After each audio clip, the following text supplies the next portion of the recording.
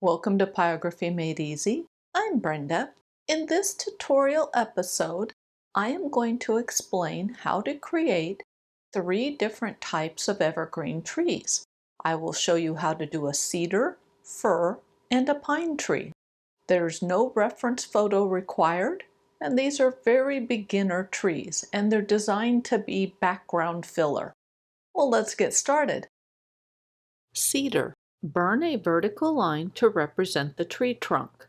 Then start at the top of the tree and burn horizontal lines that have a slight downward curve. Afterwards, burn a series of vertical lines that hang down from that horizontal line. The horizontal lines should get gradually longer the further down the tree trunk you get. Make sure to vary how long the lines are. This will help with the realism of the tree. Also, avoid making the left and right sides of the tree mirror copies of each other. Having the left and right side of a tree look exactly the same does not look realistic. As needed, add some vertical lines between the branches near the tree trunk to fill in gaps that are too large. Another thing that will help with the realism of this tree is to vary the branch direction. Also, vary how much downward curve the branches have. It is important to keep in mind that this tree is intended to be a background tree. It has enough detail so that the viewer thinks it's a cedar tree, but it lacks the necessary detail to be in the foreground, at least in my opinion. Once the tree is almost done, make sure to give it a good looking over. If needed, add branches to break up any symmetry and/or fill in any large gaps you don't like. If you are happy with your tree, make sure to thicken up the tree trunk and you are all done. When you create a group of trees, always start with the trees in the front. The front trees are visible in their entirety, so we need to see all of the branches. The technique that is used to create the trees does not change regardless of their location within the group. After the front trees are done, then begin working on the trees just behind or adjacent to that front row. As you create these new trees, make sure that you do not burn over any of the trees that are in the front row. This will help create depth to the group of trees. Lastly, add trees in the back as filler to make the group of trees seem full and forest-like. Again, as you are creating these filler trees, do not burn over any of the trees located in front of it. Most of the time with the filler trees, I burn them to a darker color to help push them even further into the background. Fir. Burn a vertical line for the tree trunk. Next, start at the top of the tree and begin burning horizontal lines.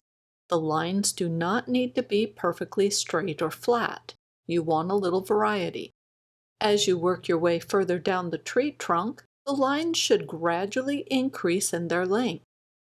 I often tap the pen tip to the board and/or burn really short lines versus burning a solid continuous line. The reason is that it breaks up the horizontal line, making it smaller pieces. This creates the illusion of little branches here and there. You may or may not like the effect that this creates. If you don't, then just burn continuous solid lines instead. This particular style of tree might be easier to do with a shader pen tip.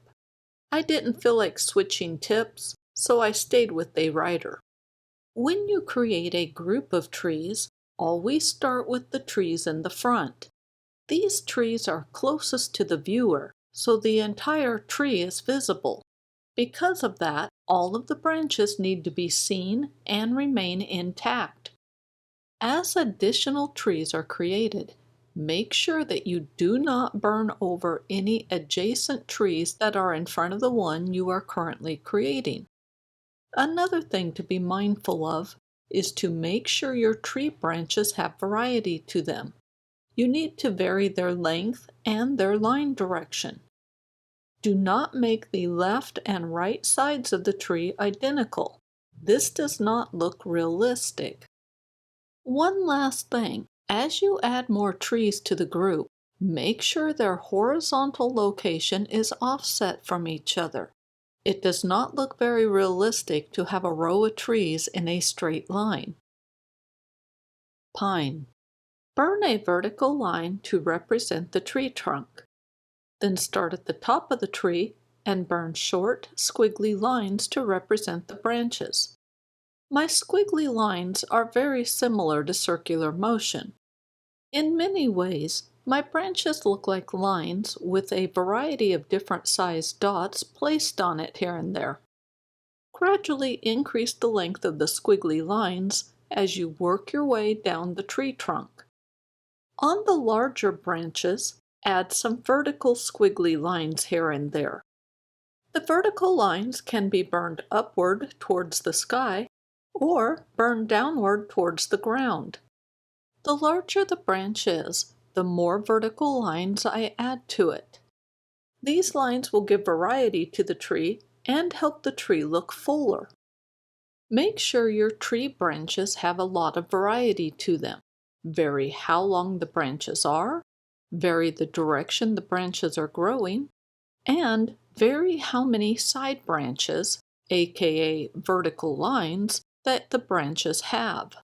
As you finish up the tree, make sure to look it over and fix any problems.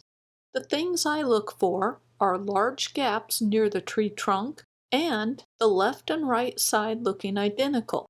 If I find large gaps, I just add more branches, and if the left and right side are looking too similar, I just lengthen a few branches on one side or the other. When you create a group of trees, always work on the trees closest to the viewer. Or to put this another way, create the trees at the front of the group first. These trees are the most visible, so we see all of their branches. With this group of trees, I actually broke this rule. The tree that I am currently working on ended up being further in the background than the second tree I created. I got away with this because the trees do not overlap each other, except for one or two branches that barely touch. So the lesson from this is to always think about where you are going to place your next tree before you start burning on it. As you create trees that are further in the background, be careful to avoid burning over the trees in front of them. You want those little gaps that show here and there to remain.